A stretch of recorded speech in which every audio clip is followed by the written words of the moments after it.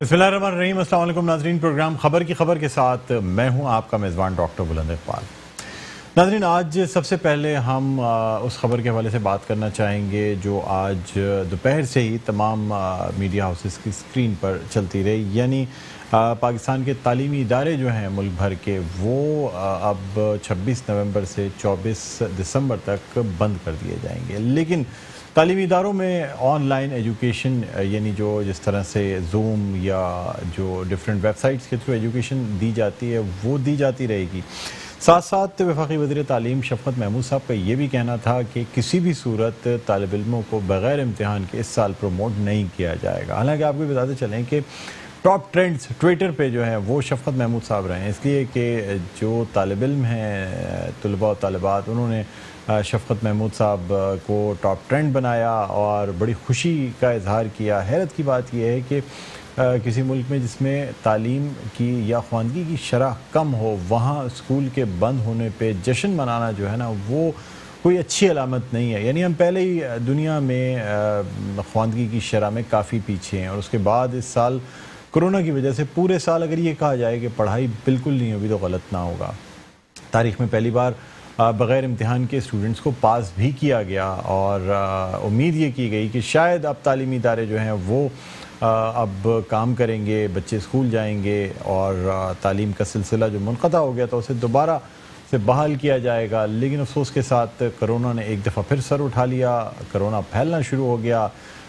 Cases की जो शरह है वो बढ़ती चली जा रही है। तकरीबन 2700-2800 केसेस रोज़ाना नए रिपोर्ट हो रहे हैं, और उससे बड़ी बात यह है कि मुस्बत आने की जो शरह है उसमें मुस्तकिल इजाफा होता जा रहा है। साथ ही साथ शरह अमवात जो है उसमें भी इजाफा हो गया। आज भी तकरीबन 34 लोग जो हैं वो लुक़मा अजल बन गए कोरोना का शिकार होकर। यही वजह है कि वफाकी हुकूमत की जानिब से NCOC की तजावीज़ पे बैनुस्सूबाई वज़राए तालीम के इजलास में ये फ़ैसला किया गया कि स्कूलों को बंद किया जाएगा, ये तजवीज़ दी गई है।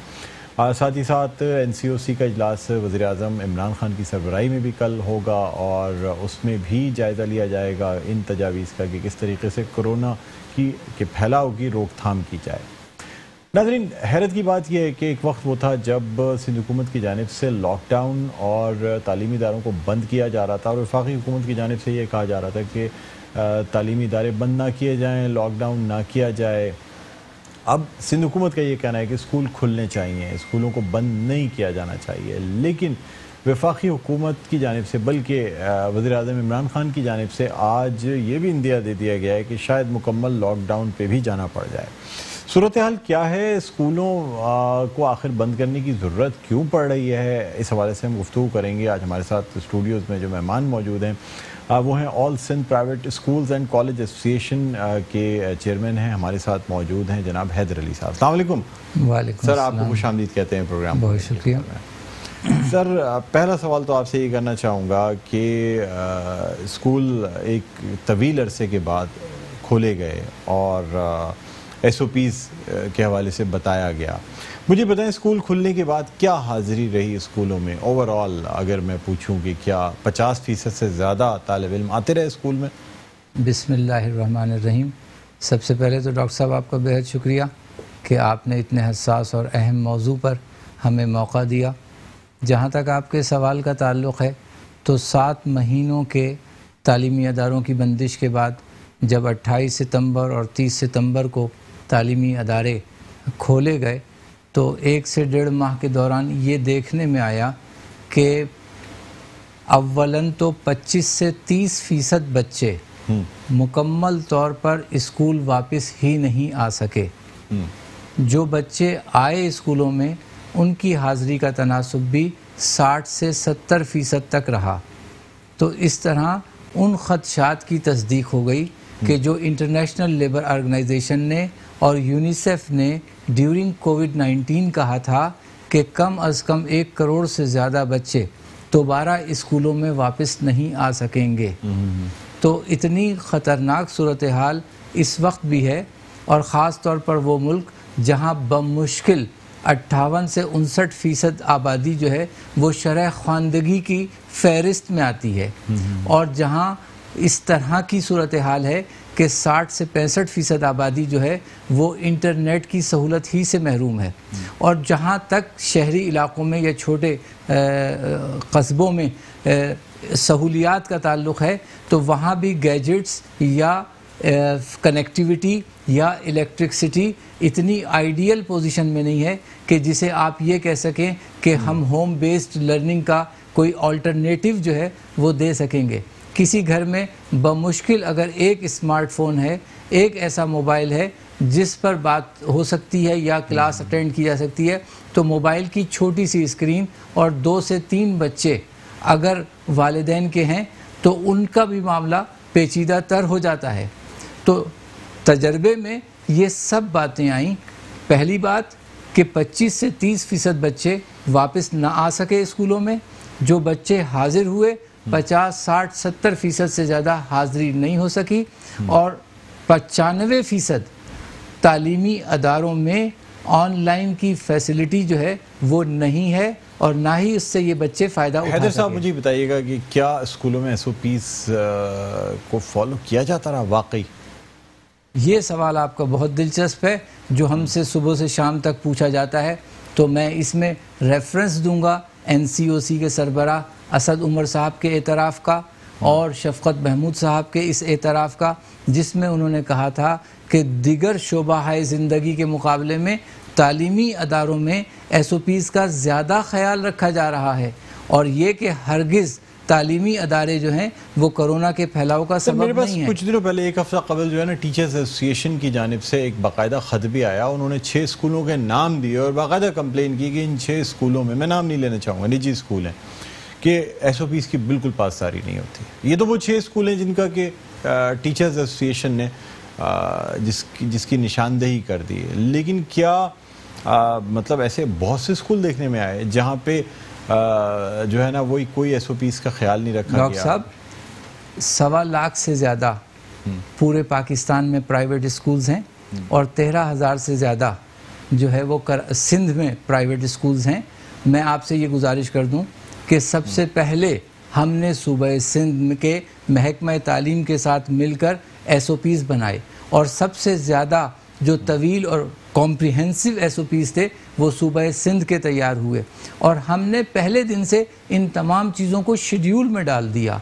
और इब्तदाई 2 हफ्ते हमने बच्चों की भी तरबियत की, असातिज़ा की भी तरबियत की, और शिफ्ट्स में, अल्टरनेट डेज़ में, अल्टरनेट वीक्स में बच्चों की तादाद को तकसीम करके SOPs पर अमल दरामद को हर मुमकिन हद तक हमने कोशिश की कि उन पर किया जाए। देखिए, किसी 1 या 2 या 3 की मिसाल जो है वो हम जनरलाइज नहीं कर सकते। तमाम स्कूलों ने कोविड डिस्काउंट जो दिया हुआ था 20%, वो भी ख़त्म कर दिया। हालांकि मुल्क में कोरोना बढ़ता जा रहा है, कोविड डिस्काउंट ख़त्म कर दिया गया। बहुत से स्कूल ऐसे हैं जिनकी फ़ीसें 5% के बजाय 8%, 10% बढ़ाई गई। ये अब जो स्कूल की बंदिश की बात आई है ना, इससे कबल जो है स्कूलों में कोशिश ये की जा रही थी कि ज़्यादा से ज़्यादा फ़ीस हासिल कर ली जाए। सर, क्या तालीम या बच्चों की सेहत से कहीं ज़्यादा इम्पॉर्टेंट वो फ़ीस है जो स्कूल वाले वसूल कर रहे होते हैं? नहीं, ऐसा बिल्कुल भी नहीं है। इसलिए कि हम खुद अपने आप को चोज़न पेरेंट्स कहते हैं। अगर वालिदैन रियल या नेचुरल पेरेंट्स हैं तो हम चोज़न पेरेंट्स हैं। बच्चों की सेहत और उनकी ज़िंदगी जो है वो सब पर मुकद्दम है। कोविड डिस्काउंट ख़त्म कर दिया गया। कोविड डिस्काउंट जो है वो अप्रैल से लेकर सितंबर तक हमने दिया है, और इसके साथ साथ हमने वालिदैन को इंस्टॉलमेंट प्लान्स भी दिए। और इसी तरीके से कोरोना में या कोविड में जो लोग इंतकाल कर गए उनके बच्चों को टिल मैट्रिक मुफ्त तालीम का भी हमने पेशकश की। तमाम एसोसिएशंस ने मिलकर। जिन स्कूलों में ऑनलाइन एजुकेशन नहीं दी गई या कोई ऐसा इंतज़ाम नहीं किया गया, उन्होंने भी बच्चों से उस पूरे पीरियड की फ़ीस ली जिस पीरियड में स्कूल मुकम्मल तौर पर बंद रहे। क्या ये बात गलत नहीं है सर? तमाम स्कूलों में तो ऑनलाइन एजुकेशन नहीं दी गई ना सर। बहुत से मतलब मेजॉरिटी ऑफ प्राइवेट स्कूल्स, जो छोटे स्कूल्स से बंद पड़े रहे। लेकिन बच्चा जिस दिन स्कूल गया उस दिन उसको 8 महीने की फ़ीस का या 7 महीने की फ़ीस का चालान पकड़ा दिया गया। जो बच्चे स्कूल जाना चाहते थे मजबूरन उनको फ़ीस पे करके जाना पड़ा, जो फ़ीस नहीं दे सकते थे वो घर बैठ गए। क्या ये बात गलत है सर? ये आपका सवाल बहुत दिलचस्प है। मैं गुजारिश किए देता हूँ कि सिंध गवर्नमेंट ने अप्रैल में एक ऑर्डिनेंस जारी किया। उस ऑर्डिनेंस में हमें पाबंद किया गया कि तमाम तर स्टाफ को जो है वो मुकम्मल तनख्वाहें देनी हैं। तो मैं आपसे गुजारिश कर दूं कि जो स्कूल ऑनलाइन तालीम दे रहे थे या नहीं दे रहे थे, उनकी इमारतों के किराए, उनकी यूटिलिटी बिल्स, उनके स्टाफ की टीचिंग नॉन टीचिंग स्टाफ की तनख्वाहें बराबर चलती रहीं। और रिकॉर्ड पर ये बात है और मुशाहिदे की भी बात है, आपके इल्म में भी होगा यकीनन, कि 15 से 20% फीसें इस कोविड-19 के पीरियड में स्कूलों को मिली हैं। और सितंबर के एंड में और अक्टूबर के शुरू में जब दोबारा स्कूल खुले हैं तो स्कूलों ने कोई इस तरह के 8-8 महीने के वाउचर नहीं दिए। अलबत्ता ये ज़रूर हुआ कि वालिदैन को उनकी सहूलत के मुताबिक इंस्टॉलमेंट भी की गई और उनकी सहूलत के मुताबिक सितंबर तक जितना डिस्काउंट दिया जा सकता था, 20% डिस्काउंट तो हमने अपने महकमा तालीम के साथ जो एग्रीमेंट हुआ था हमारा उसके मुताबिक दिया, लेकिन ग्राउंड पर हमने 20% से भी ज़्यादा रियायत जो है वो ऑफ़र की पेरेंट्स को। कितनी इंस्टॉलमेंट की गई सर? अगर ये जितने लोगों की फ़ीसें बाकी थी, अगर कोई ना अफोर्ड कर सके, लोगों की नौकरियां चली गई, कारोबार ख़त्म हो गए, मजबूरी में सर इंसान पेट पालेगा या बच्चों के स्कूल की फ़ीसें? देखिए, अभी भी इस दौरान प्राइवेट स्कूल्स की तनख्वाहें, उनके इमारतों के किराए, तकरीबन 70 से 80% अखराजात सिर्फ इसी मद में होते हैं। और कितने ही सैकड़ों प्राइवेट स्कूल्स जो है वो पूरे पाकिस्तान में, सिंध में भी और कराची में भी, जो किराए की इमारतों में चल रहे थे वो मुकम्मल तौर पर बंद हो चुके हैं। हज़ार हा असातिज़ा जो है सिर्फ इस कराची शहर में बेरोज़गार हुआ है। इसी तरीके से बहुत सारे लोग मुतासिर हुए हैं। तो कोरोना ने सिर्फ ऐसा नहीं है कि दिगर शोबा ज़िंदगी को मुतासिर किया और एजुकेशन सेक्टर में काम करने वाले अफराद इससे मुतासिर नहीं हुए, इससे हम भी मुतासिर हुए हैं। और हमने क़तअन इस तरह की कोशिश नहीं की कि वालिदैन पर कोई इजाफी या गैर ज़रूरी बोझ डाला जाए। 10% जो बच्चों को फ्री एजुकेशन देनी होती है वाकई दी जाती है सर? मुझे तो आज तक कभी वो वालिदैन ये जो इवन जो रिक्वेस्ट भी करते हैं स्कूल में जाके कि फ़ीस नहीं अफोर्ड कर सकते, फ्री एजुकेशन तो दी नहीं जाती सर। फिर भी कहा जाता है 10% बच्चे जो है ना वो फ्री एजुकेशन मैंडेटरी आप लोगों को देना, वाकई दी जाती है सर? देखिए, ये ऑब्जर्वेशन की बात है। मैं आपसे गुजारिश कर देता हूँ, हमें शहीद के कोटे पे भी मुफ्त देना होता है, स्टाफ का कोटा भी हमारे पास होता है, सिबलिंग डिस्काउंट भी होता है। और हमने एजुकेशन डिपार्टमेंट से अपने रूल्स में तब्दीली के लिए ये बात भी कही कि 10% इनरोलमेंट को फ्री कराने के बजाय अगर हम 10% स्कॉलरशिप डिवाइड कर दें, ज़्यादा बच्चों में वो डिवाइड हो सकती है, तो उसका ऑप्शन भी हमने गवर्नमेंट को दिया।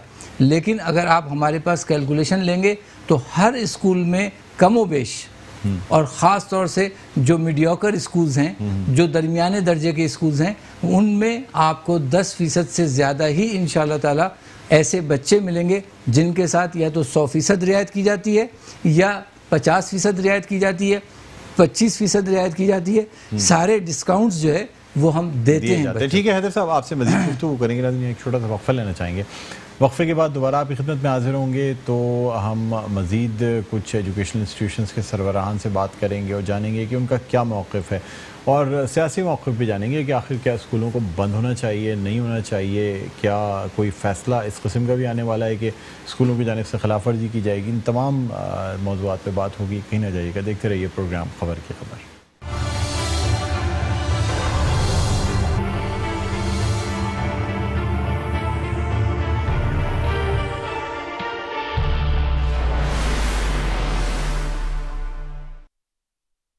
जी नाज़रीन, वेलकम बैक। एक दफ़ा फिर आपको खुशामदीद कहते हैं प्रोग्राम में खबर की खबर। मैं हूँ आपका मेज़बान डॉक्टर बुलंद इकबाल, और नाज़रीन हम बात कर रहे हैं तालीमी इदारों की बंदिश के हवाले से, जो यानी तमाम तालीमी प्राइवेट और सरकारी तमाम तालीमी इदारे जो हैं वो बंद कर दिए जाएंगे 26 नवंबर से 24 दिसंबर तक, और उसके बाद फिर मौसम सरमा की तातीलात हैं, यानी अब 11 जनवरी को ही ये तालीमी इदारे खुल सकेंगे।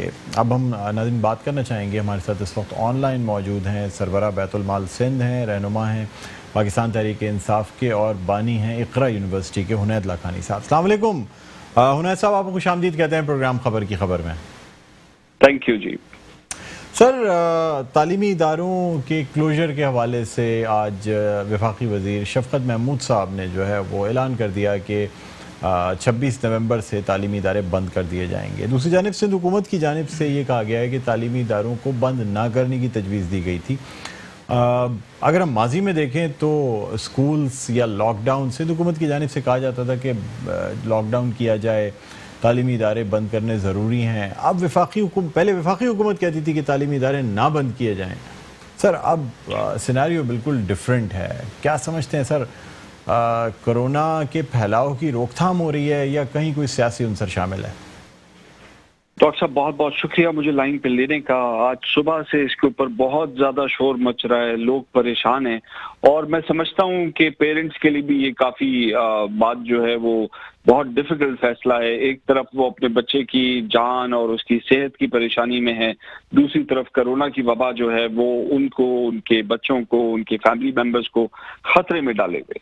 अब देखें वैक्सीन जो है वो आ चुकी है, फाइजर ने भी बना ली है, मॉडर्ना ने भी बना ली है, चाइनीज वैक्सीन भी जो है वो कामयाब तजुर्बा हो चुका है, उसका बहुत जल्दी आ जाएगी, चंद दिनों की बात है। और इतनी मुझे तो शर्म आती है, इतना मुझे तकलीफ होती है देख के कि हमारे मुल्क लीडर जो है वो इक़्तिदार के नशे में इतने पागल हो चुके हैं कि वो लोग जो है वो ये दिख ही नहीं रहे कि मुल्क की, रियासत की, अवाम की, गरीब अवाम की, बच्चों की जान और माल, उनका रोजगार वो ना हो, लेकिन इनको जो है सिर्फ और सिर्फ अपनी सियासत की पड़ी हुई है। पहले जब इनको कहा गया कि मुल्क की सप्लाई नहीं तोड़नी, इकॉनमी खराब नहीं करनी, लॉकडाउन नहीं करना, स्मार्ट लॉकडाउन करना है, उस वक्त इन्होंने सियासत की और सप्लाई चेन खराब की, मुल्क की डिस्ट्रीब्यूशन की, अनाज की डिस्ट्रीब्यूशन की, दवाइयों की डिस्ट्रीब्यूशन की, और उस वक्त इन्होंने जबरदस्ती का लॉकडाउन किया। अब जब लॉकडाउन करने की जरूरत पड़ रही है, सेकेंड वेव आ चुकी है, सेकेंड वेव पहली वेव से ज्यादा खतरनाक है। हमारा जो टेस्ट का रेशो है वो 7% तक चला गया है, कुछ इलाकों में 15% तक चला गया है। अब जब जरूरी हो गया है कि इस वबा को इस वक्त थोड़े दिनों के लिए रोक ताकि लोगों को वैक्सीन लगा के हिफाजत दे दी जाए एटलीस्ट फॉर लॉन्ग टर्म, तो उस वक्त दोबारा सियासत करें। देखिए हर चीज के ऊपर सियासत है। अब के जो है इज्तिमाई जलसे करने के ऊपर अगर वो बना किया तो उस पर सियासत नहीं हम करेंगे। और फिर ये भी मैंने कुछ लीडरों को कहते हुए सुना कि जी हम जानों का नजराना देंगे इस हुकूमत को गिराने के लिए। अरे भाई जलसों से हुकूमत नहीं गिरती और इनके जलसों से तो बिल्कुल नहीं गिरती। ये तो बसों में भर भर के चला के लोगों को लेके आते हैं, इनके जलसे से कौन सी हुकूमत गिरी है आज तक। सिर्फ ये लोगों के साथ उनकी जान, उनके कारोबार के साथ जो है वो खेल रहे, सियासत कर रहे हैं, और सियासत जो है वो उनकी जान के ऊपर की जा रही है। इतनी हिम्मत है तो अपने बच्चों को लेकर है ना, अपने बच्चों को नहीं लेके आना, उनको जो है वो वैक्सीन सबसे पहले मंगा के लगानी है, और गरीब के बच्चे को जो है, और गरीब का जो एक आदमी है कमाने वाला, उसको जो है वो बहला फुसला के जलसों में ला के इकट्ठा करके बीमार करना है। और फिर उसके बाद ये वबा इतनी फैलेगी कि शायद उनकी दुकानें भी बंद हो जाएंगी, शायद उनकी नौकरियां भी चली जाएंगी, शायद उनकी फैक्ट्रियां भी बंद हो जाएंगी।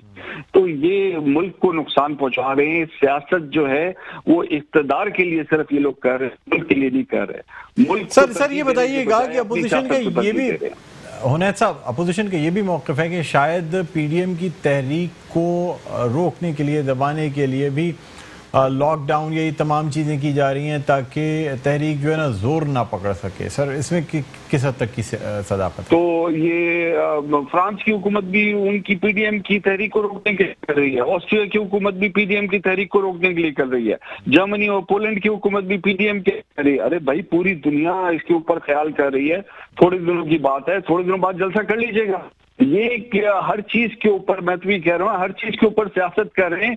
बस अपने बच्चों की और अपनी जान जो है वो इम्पोर्टेंट है, अवाम की जान की कोई वैल्यू नहीं है, कोई इंसानियत नाम। भाई लीडर तो जो है वो रोल मॉडल होता है, जो घर में होता है तो उसकी तरफ लोग देख रहे होते हैं। अब एक घर का सरबराह ही अगर नहीं एहतियात करेगा तो बाकी बच्चों को, वालों को कौन समझाएगा? एक दफ्तर का सरबराह नहीं करेगा तो बाकी लोगों को कौन समझाएगा? अगर चीफ मिनिस्टर अपने सूबे में नहीं करेगा तो बाकी लोगों को कौन समझाएगा? इधर तो आवाम को लीड करना होगा by as a role model, अपने एग्जाम्पल सेट करनी होगी। वो करने के बजाय ये लोग जो है सियासत कर रहे हैं इस बात के ऊपर भी कि लोगों की गैदरिंग जो है वो होनी चाहिए। दुनिया का कोई कोई भी कॉमन सेंस वाला आदमी जो है इनके साथ मुत्तफिक नहीं होगा कि 10-20 हजार लोगों का जो है गैदरिंग इस वक्त होनी चाहिए। हम तो 10-10 लोगों की गैदरिंग जो है अवॉइड कर रहे हैं। 10-20 हजार लोगों की गैदरिंग करना जो है ये तो सुसाइड है, ना सिर्फ उनके लिए, पूरे मुल्क के लिए। उन्हें ऐसा भी बताइएगा, आज खान साहब ने भी इंदिया दे दिया है कि शायद मुकम्मल लॉकडाउन पे भी जाना पड़े। सर क्या समझते हैं, कितने चांसेस हैं कि फिर से लॉकडाउन पे ना जाना पड़ जाए?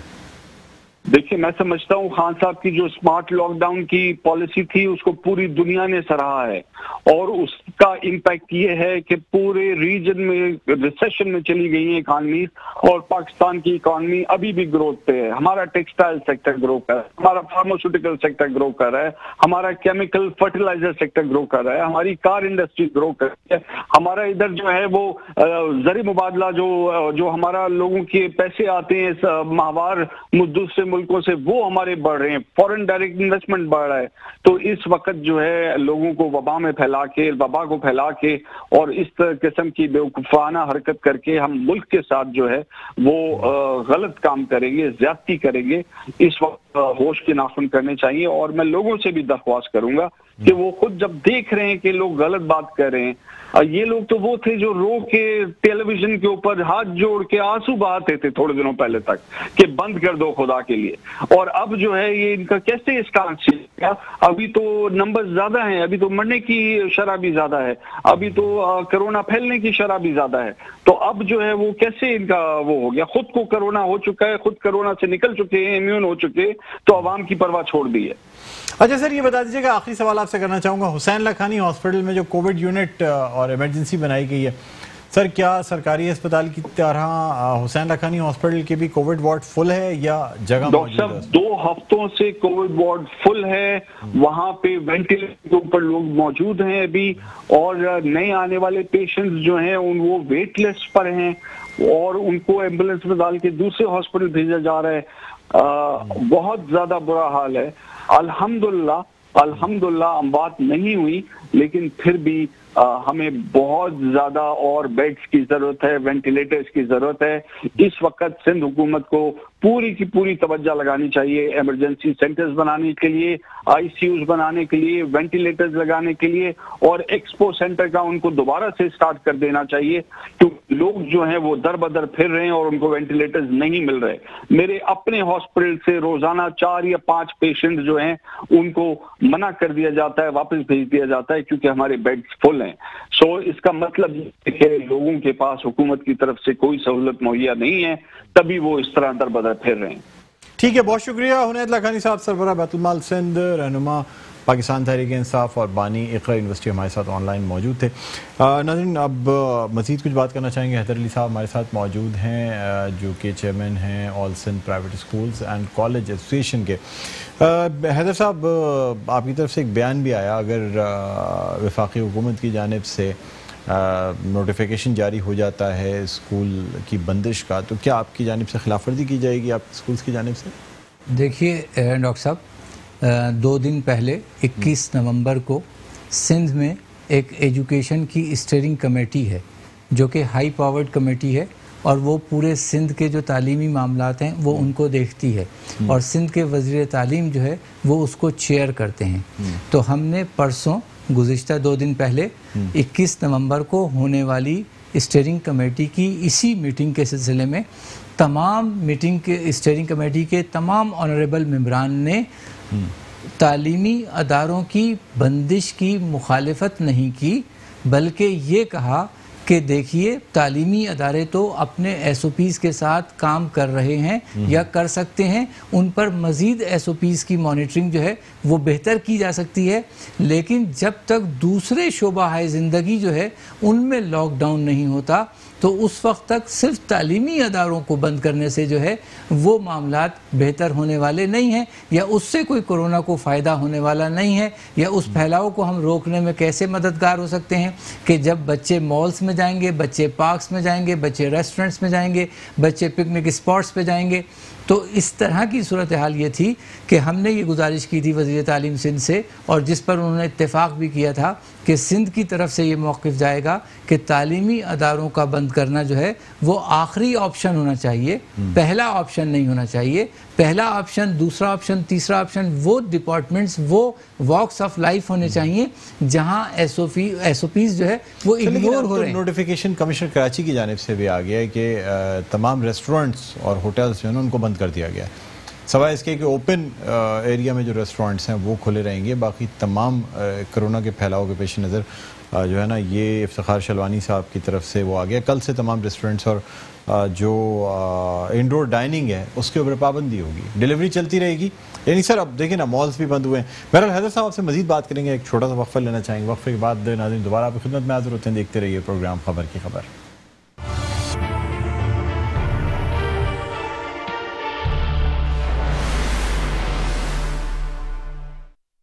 जी नाज़रीन, वेलकम बैक। एक दफ़ा फिर आपको खुशामदीद कहते हैं प्रोग्राम में खबर की खबर। मैं हूं आपका मेज़बान डॉक्टर बुलंद इकबाल। हम बात कर रहे हैं कोरोना के फैलाव को रोकने के लिए जो इक़दाम किए जा रहे हैं वफाकी हुकूमत की जानिब से, सिंध हुकूमत की जानिब से, और फिर आज स्कूलों की बंदिश का भी फैसला किया गया है, लेकिन मज़ीद इसकी तौसीक़ अभी होना बाकी है। नाज़रीन, इस वक्त हम बात करना चाहेंगे, हमारे साथ ऑनलाइन मौजूद हैं, रहनुमा हैं जमात इस्लामी के, और उसामा रज़ी साहब इस वक्त हमारे साथ ऑनलाइन मौजूद हैं, जिनसे हम जानेंगे कि एक तो जमात इस्लामी ने अपनी एक खुली कचहरी अवामी मसाइल की शुरू की, और फिर ये जो मसला है कोरोना का, इस पे जमात का क्या मौक़िफ़ है स्कूलों की बंदिश के हवाले से। अस्सलाम वालेकुम उसामा रज़ी साहब, आपको खुशामदीद कहते हैं प्रोग्राम खबर की खबर में।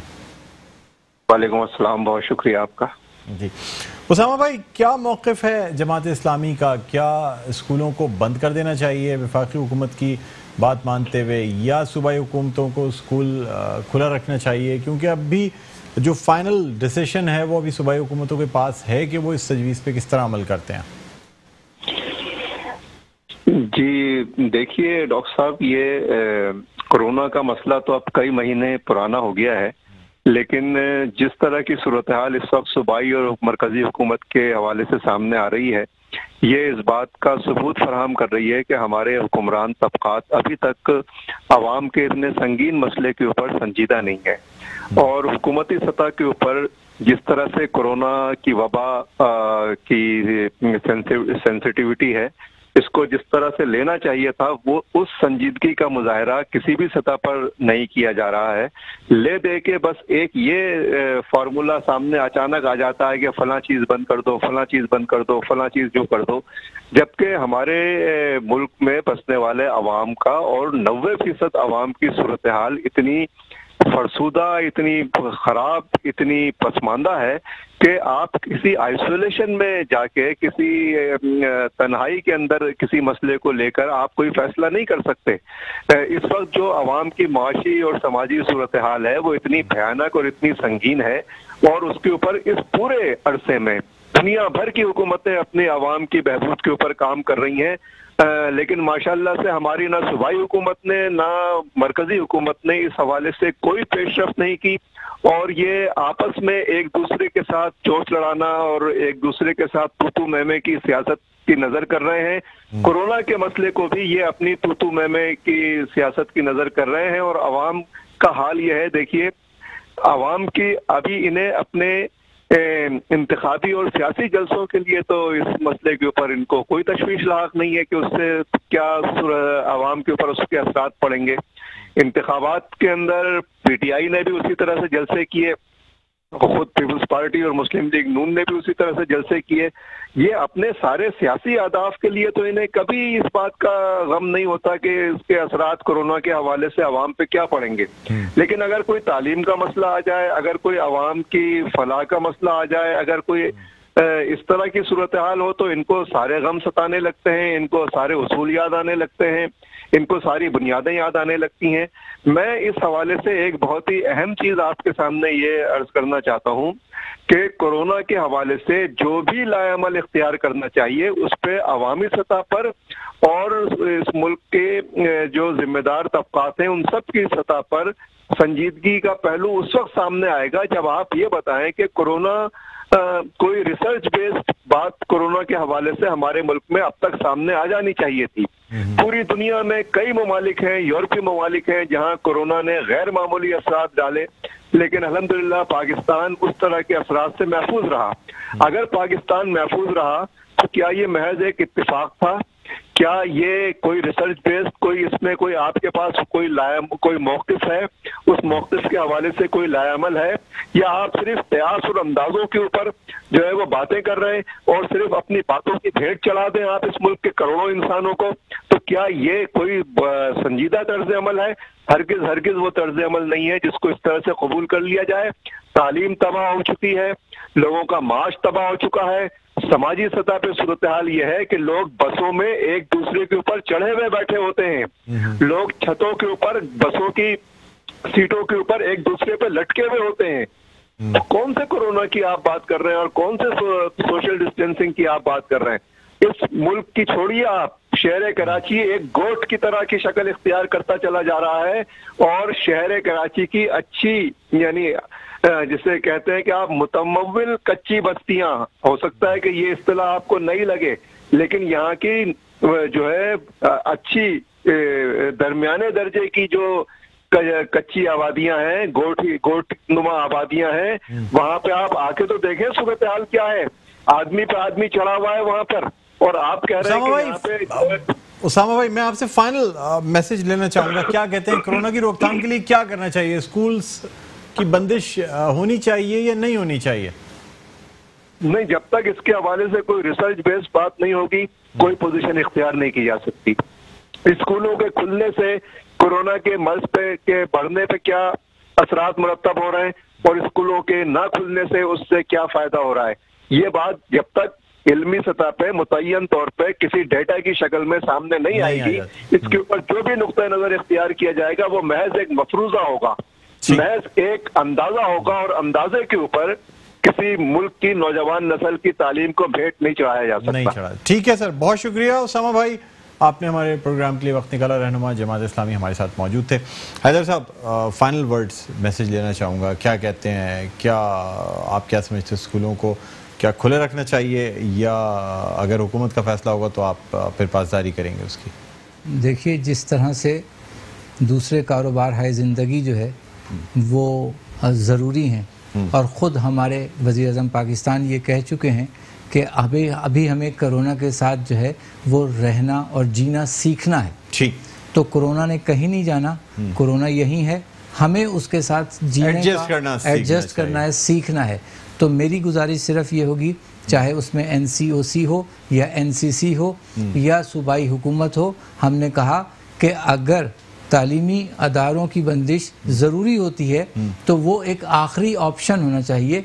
दूसरे शोबों की तरह तालीम को भी अपनी प्रायोरिटी में रखना चाहिए, क्योंकि पिछला साल हमारा पूरा ज़ाया हो गया है। दूसरी इंडस्ट्रीज की तरह जो है ना, इस इंडस्ट्री को भी देखना चाहिए कि खराब ना हो। चलें जी, बहुत शुक्रिया हैदर अली साहब, आपने हमें ज्वाइन किया। नाज़रीन, उम्मीद करते हैं कि मुल्क में कोरोना का फैलाव रुक सकेगा और किसी भी सूरत हमें शायद लॉकडाउन पे ना जाना पड़े ताकि लोगों का कारोबार बच सके। इसी के साथ हमारे प्रोग्राम का वक्त अपने ख़िताम पर पहुंचता है। मुझे बुलंद इकबाल को इजाज़त दीजिए, अपना बहुत ख्याल रखिएगा। अल्लाह हाफ़िज़।